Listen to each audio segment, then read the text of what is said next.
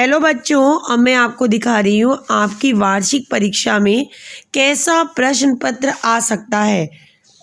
आप एग्ज़ाम देने जा रहे हैं। आपको मालूम है हिंदी का एग्ज़ाम आपको बड़ा आसान लगता है, लेकिन कभी पूरा नहीं हो पाता क्योंकि आपने लिखने की तैयारी नहीं की होती। तो एक सैम्पल पेपर के माध्यम से मैं आपकी तैयारी करवा रही हूँ। ध्यान से पढ़िएगा। 3 घंटे में बैठ के करना है आपको। 80 नंबर का पेपर है। सबसे पहले आपके पास आएगा एक अपठित गद्यांश, उसे आपने ध्यान से पढ़ना है। ध्यान से पढ़िए। आपको मैंने बताया, अगर आप कम समय में अपने पेपर का आंसर लिखना चाहते हैं तो पहले अपठित गद्यांश के क्वेश्चन को पढ़ लीजिए। प्लीज़ 1-2 क्वेश्चन को पढ़ लीजिए, थोड़ा आपके दिमाग में रहेगा और फिर आप पढ़ना शुरू करेंगे अपठित गद्यांश को, तो आपको आसानी से आंसर जल्दी मिल जाएंगे। देश के हित के लिए संपर्क भाषा क्यों आवश्यक है, इसमें 4 रीजन दिए हैं आपको, 1, 2, 3, 4।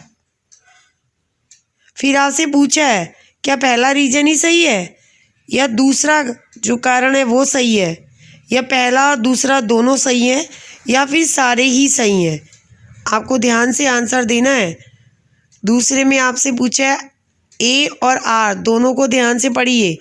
राष्ट्र की एक संपर्क भाषा का विकास होने से क्या होगा? पारस्परिक संबंधों की गति विरोध की समाप्ति। तो पहले बताइए क्या ए गलत है और कारण आर सही है? ए कारण और आर की सही व्याख्या करता है। कथन ए सही है परंतु कारण आर गलत है। कथन ए और कारण दोनों ही गलत है। जो सही है आप बताइए। भाषा को जोड़ने, मनुष्य को जोड़ने का कार्य कौन करता है? समाज, परिवार, देश या भाषा? कबीर की भाषा को किस प्रकार गरिमा प्रदान की गई है?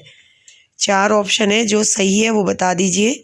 और इसका आप शीर्षक क्या रखने वाले हैं इस गद्यांश का? इन चारों में से देखिए किसका बार बार गद्यांश में जिक्र हुआ है, उसी को शीर्षक बनाया जाएगा। तो सोचिए और लिखिए। दूसरा भी गद्यांश है क्योंकि काव्यांश आपके यहाँ आता नहीं है, इसे भी ध्यान से पढ़िए।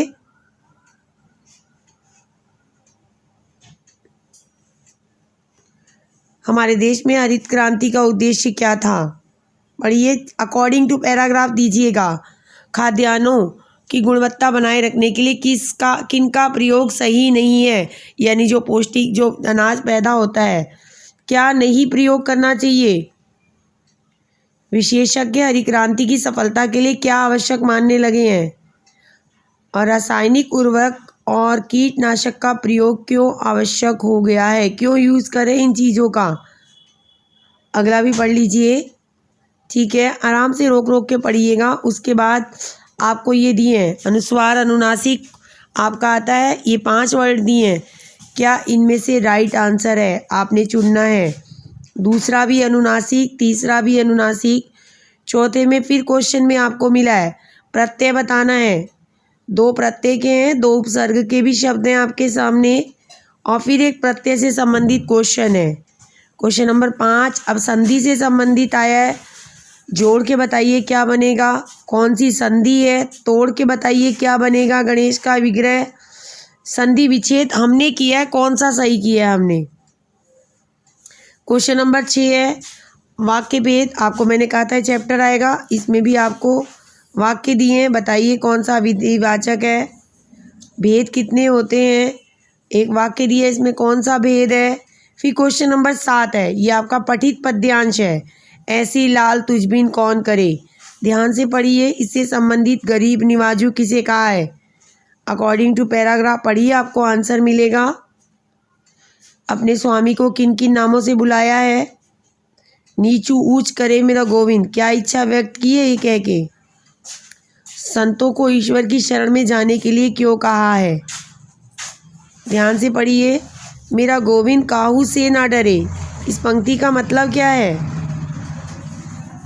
और ये प्रश्न दिए हैं। उसके बाद आपको क्वेश्चन नंबर 8 में चैप्टर के अकॉर्डिंग MCQ है, आपको राइट आंसर छांटना है। क्वेश्चन नंबर 9 चैप्टर के अकॉर्डिंग आपको एक पैराग्राफ दिया है, आपको पता है ये पैराग्राफ कौन से चैप्टर से है, उससे संबंधित आपसे क्वेश्चन भी पूछे गए हैं।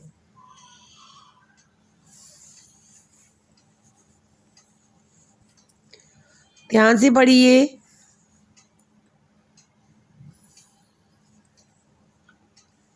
रोक के आराम से आंसर छाटिएगा। अब आते हैं क्वेश्चन नंबर 10 पे। इसमें भी मैंने आपसे 2 MCQ क्वेश्चन दिए।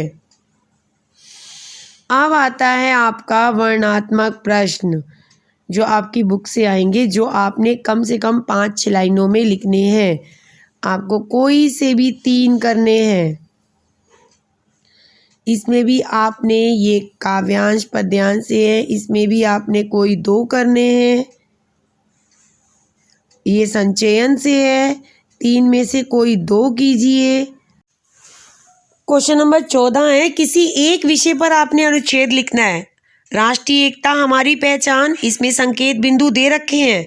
पहले आपसे राष्ट्रीय एकता का अर्थ पूछा है, वो बताइए। फिर उसकी ज़रूरत पूछा है, वो बताइए। फिर एक लाइन छोड़ के राष्ट्रीय गौरव की रक्षा हेतु आपका क्या दायित्व है, और राष्ट्रीय और परिवार में समानता बतानी है आपने।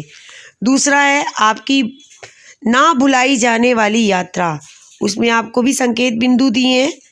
भूमिका कैसे शुरू की, कब की, ये बताते हुए कैसा आनंद रहा, कैसे वो आप लिए ना भूलने योग्य बनी, और आपने क्या अंत में आपने क्या सीखा, क्या संदेश देना चाहते हैं, इसे मिला के आपने करना है। क्वेश्चन नंबर 15 है, पत्र दे रखा है आपको। 2 पत्र हैं, दोनों में से एक कीजिए। 16 में चित्र लेखन है, चित्र देखिए बड़े ध्यान से। और 17 में आपको संवाद लेखन करना है। 2 ऑप्शन में से कोई एक करना है। इस तरह ही आपके 17 क्वेश्चन है। आपने एक साथ 3 घंटे लगातार बैठ के इस प्रश्न पत्र को हल करना है और देखना है कि क्या आप ये पूरा प्रश्न पेपर 3 घंटे में कर पा रहे हैं।